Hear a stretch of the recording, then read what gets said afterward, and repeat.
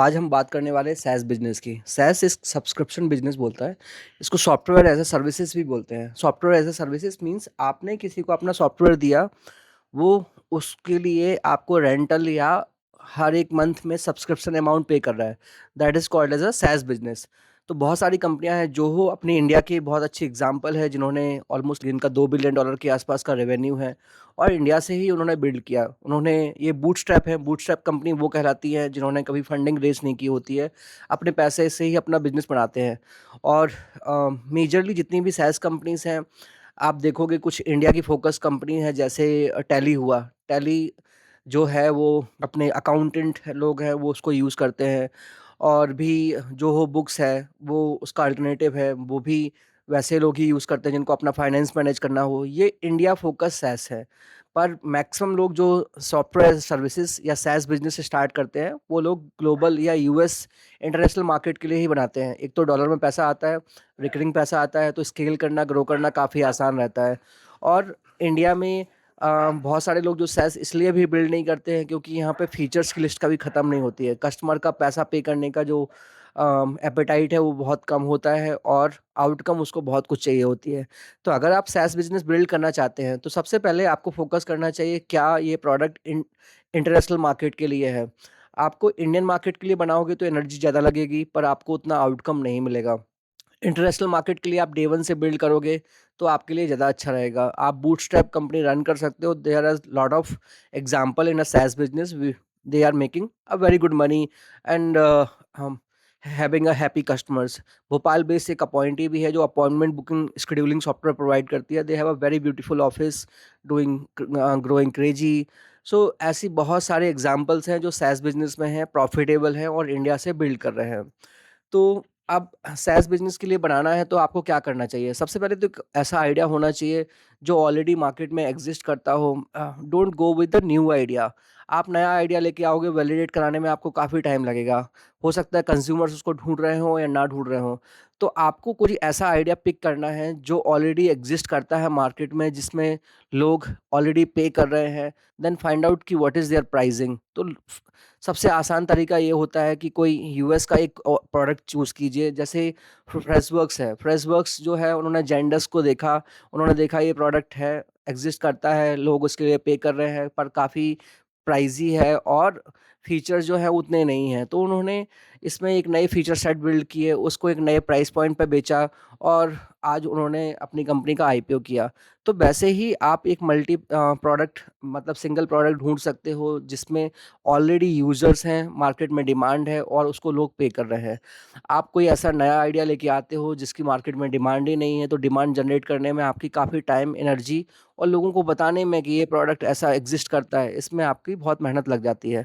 So you have to step number one, you have to choose a idea which already exist in the market, specially US based market where people are already paying.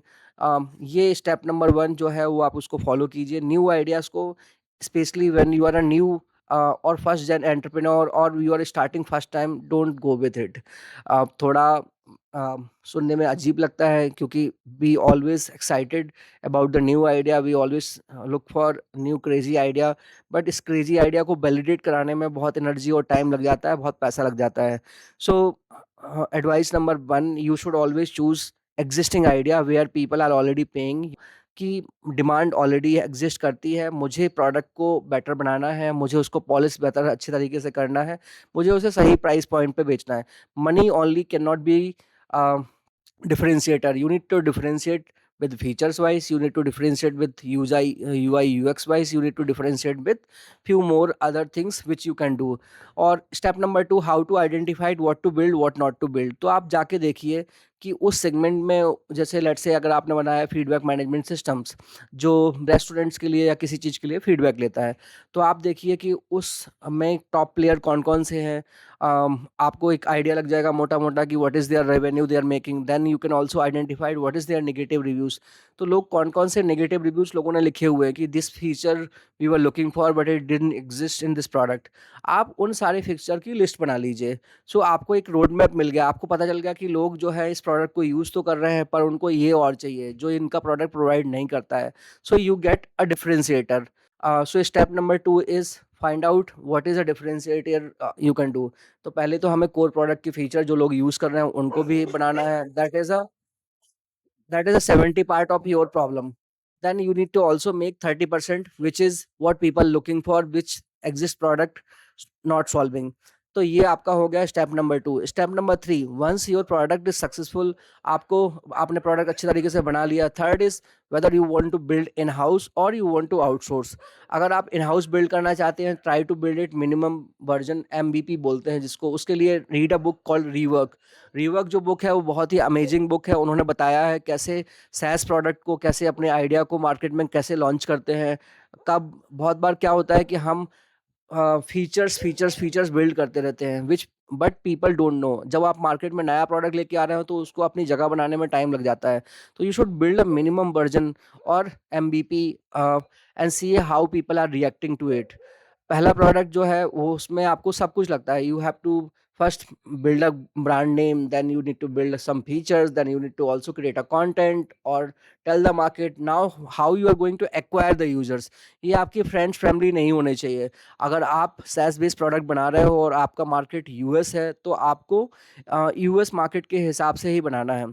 Step number 4, then find out how to acquire users. उसके लिए आपको अगर initial के लिए you can run ads.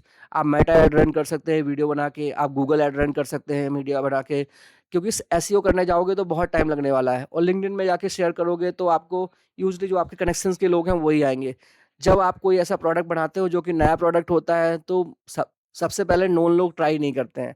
तो don't expect कि आपके friends family या रिलेटिव्स या जो लोग आपके लिंक्डइन में है वो आपके प्रोडक्ट को ट्राई करेंगे, वो आपकी पोस्ट को भी लाइक नहीं करेंगे।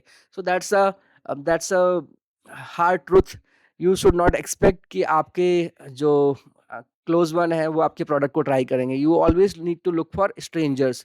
आप अगर सैस बिजनेस को कैसे ग्रो करना है, आप या तो किसी अच्छे कोर्स को देख सकते हैं। There are some course available on Udemy. आप 400-500 रुपये में परचेज कर सकते हो। और there is a community called SaaS Boomi. There is a community जो उपेका का एक एसलेटर प्रोग्राम चलता है। They also build couple of nice structured framework कि सैस बिजनेस को इंडिया से इंटरनेशनल कैसे ग्रो किया जाता है। तो आप उनसे भी अपनी लर्निंग ले सकते हो, या किसी सैस बिजनेस के ओनर जो हैं उनको आप रीच आउट कर सकते हो। उनके पास जाके आप पूछ सकते हो कि आपने अपने बिजनेस को कैसे ग्रो किया। तो आपको एक प्रैक्टिकल लर्निंग मिल जाएंगी। So these are the steps you should follow when you are trying to kind of launch your product into a US market. आप खुद फिगर आउट मत करो, अकेले बैठ के मत करो। स्टार्टिंग में एसईओ मत चलाओ, आप स्केल नहीं कर पाओगे। आपको कहीं ना कोई ऐसी चीज़ चाहिए जो आपके टारगेटेड ऑडियंस तक पहुंचाए। There are lot of platform, beta list है, प्रोडक्ट हंट है, जो आपको हेल्प करता है इसको स्केल करने में। सो एक बार जब आप यहाँ तक पहुँच गए कि आपके पास फर्स्ट 100 अर्ली अडॉप्टर्स आपके पास में आ गए, प्रोडक्ट हंट भी वही प्रोवाइड करता है। आप अपने प्रोडक्ट को लॉन्च करते हो, बताते हो कि आपका प्रोडक्ट क्या है, आप न्यू यूजर्स को थोड़ा फ्री में देते हो। And there is a website call AppSumo, वो भी आपके प्रोडक्ट को लॉन्च करने में हेल्प करती है। तो आप लोगों को कूपन कोड्स देते हो, डिस्काउंट्स देते हो, या नए ऑफर लेके आते हो तो आपको नए यूजर्स मिलते हैं जो आपके न्यू प्रोडक्ट को ट्राई करना चाहते हैं। और आप उनको एक बढ़िया डील दे सकते हो। So that's a deal. अब सैस प्रोडक्ट के लिए डील का एक प्लेटफॉर्म है।